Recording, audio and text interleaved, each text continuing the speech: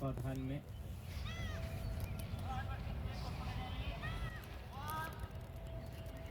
योगाचार्य कन्हैया लाल जी के सानिध्य में ये बहुत सुंदर योग साधना यहाँ पर प्रतिदिन कराई जाती है।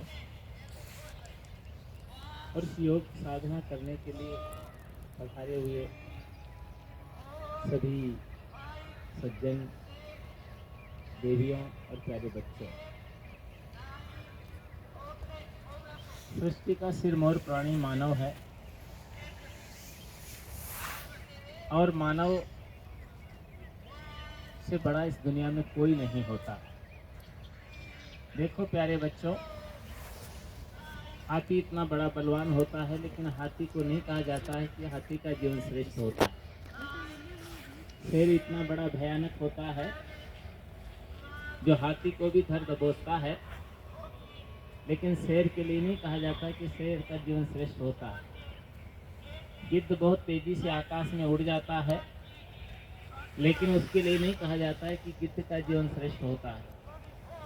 सियार बहुत चालाक होता है, होशियार होता है, लेकिन उसके लिए नहीं कहा जाता है कि भाई सियार का जीवन श्रेष्ठ होता है। अगर श्रेष्ठ जीवन होता है किसका होता है?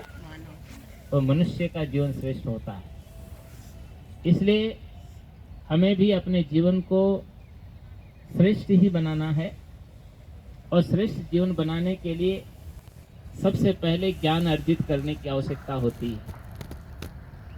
और ज्ञान अर्जित करने के लिए आप सब विद्यालय में जाते हैं, या आपको जो शिक्षा और परीक्षण देते हैं उनके सानिध्य में आप लोग आकर के अध्ययन करते हैं।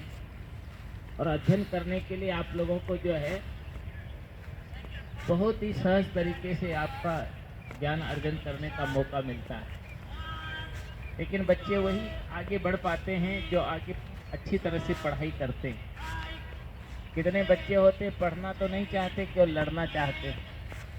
आप लोगों में लड़ना किसको आता है? तो लड़ने में लोगों की ज़्यादा रुचि होती है। बच्चे ही नहीं लड़ते, बड़े बड़े भी लड़ा करते हैं। पिता पुत्र है, भाई भाई है, पति पत्नी है, पड़ोसी पड़ोसी है।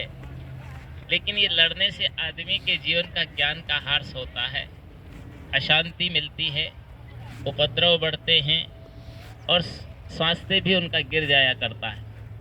इसलिए व्यक्ति को ये बात याद रखनी चाहिए कि हमें आगे बढ़ना है तो अच्छी तरह से पढ़ाई करना पड़ेगा। पढ़ने के लिए जो व्यक्ति पढ़ता है वो आगे बढ़ता है।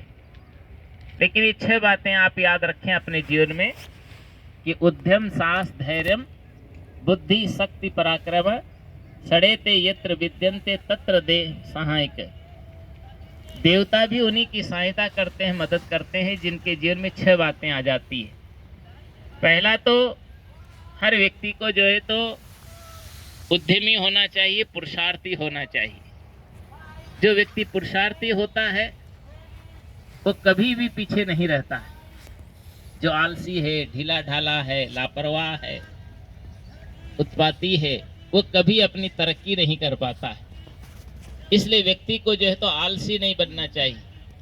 आपने सुना होगा, एक छोटी सी कहानी आती, बच्चों को पढ़ाया भी जाता है कि 2 व्यक्ति थे, अपने घर में कुछ काम करते नहीं थे। तो घर वालों ने कहा या तो काम करना पड़ेगा और नहीं तो घर छोड़ के जाना पड़ेगा। उन्होंने सोचा कि कहाँ तक जिंदगी भर काम करेंगे, घर से निकलना ही अच्छा होगा। और दोनों के दोनों निकल पड़े। चलते चलते चलते चलते काफी दूर जब चले गए तो धूप का समय था, दोपहरी का समय था। तो एक आम का वृक्ष था, उसके नीचे वो दोनों लेट करके विश्राम कर रहे थे। इतने में जो है तो ऊपर से एक आलसी के ऊपर एक पका हुआ आम टपकता है, उसके पेट पर गिर जाता है। और जब पेट पर आम गिरता है तो 1 घंटे से आम उसके पेट पर पड़ा हुआ था। इतने में उधर से एक घोड़े वाला आता है। उस घोड़े वाले को उसने बुलाया और बुला करके कहा कि भैया जरा इधर आ। तो उसने कहा क्या बात है? कि बात और कुछ नहीं है, जरा नीचे उतर के आओगे तो बताऊंगा। और नीचे उतर करके आया और उसके पास जब पहुंचा घोड़े वाला, उसने पूछा कि भाई क्या बात है? कि बात और कुछ नहीं है, जरा ये 1 घंटे से आम मेरे पेट पर पड़ा हुआ है, तुम इतनी कृपा करो कि इसको उठा करके मेरे मुख में निचोड़ दो।